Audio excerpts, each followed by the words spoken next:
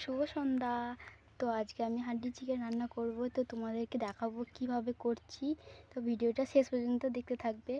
দেখো, চিকেনের মধ্যে আমি পেস্ট করা মশলাগুলো দিয়ে দিয়েছি, যা যা মশলা লাগে, আর পেঁয়াজ দিয়ে দিয়েছি। এরপর রসুন দেবো,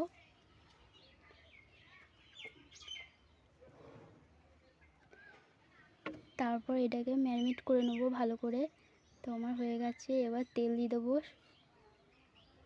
সামান্য।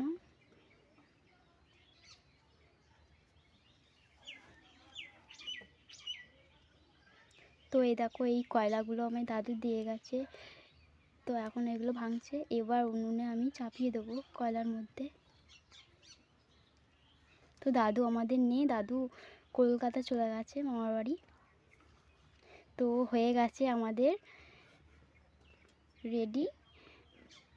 তো তোমাদের কেমন লাগলো ভিডিওটা অবশ্যই জানাবে।